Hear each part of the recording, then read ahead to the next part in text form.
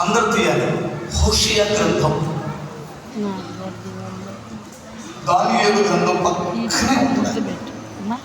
చూడండి, మీ ఇంటి పక్కన ఉన్నది మీరు 3వ వాక్యాన్ని చూద్దాం. యెహోవాను గురించిన జ్ఞానము సంపాదించుకుందుము రండి. యెహోవాను గురించిన జ్ఞానమును సంపాదించుకున్నటకు ఆయనను అనుసరించుదుము రండి.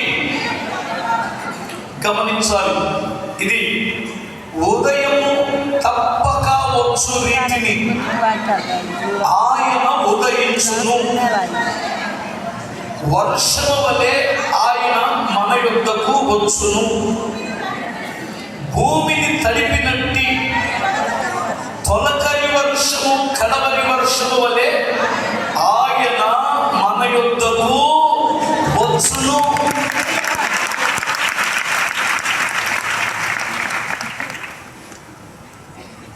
వీళ్ళ మీరు జాగ్రత్తగా వినండి. యెహోవాను గురించిన జ్ఞానమును సంపాదించుకుందాము రండి. ఇక్కడే మీకు స్థితిగతులు మారుతాయి. లోకాన్ని గురించిన జ్ఞానము సంపాదించుకోవడానికి కాదు, దేవుని మనస్సును, దేవుని శక్తిని, దేవుడు దాచి ఉంచిన మేలును గురించిన అవగాహన నేర్చుకుందాము రండి.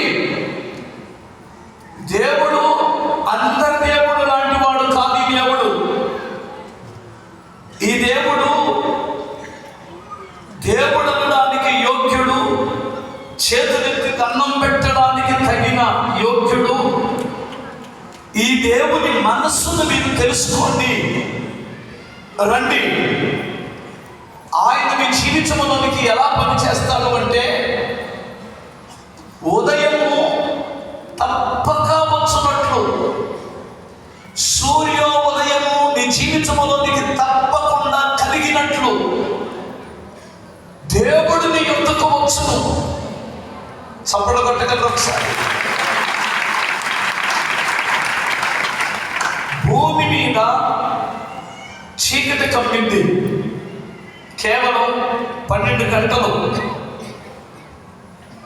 ఈ భూమి చీకటిని తట్టుకోవాల్సి వస్తుంది. కానీ దాని టైం ప్రకారం చీకటి పోయి వెలుగు, సూర్యోదయము ఖచ్చితంగా భూమికి కలుగుతుంది.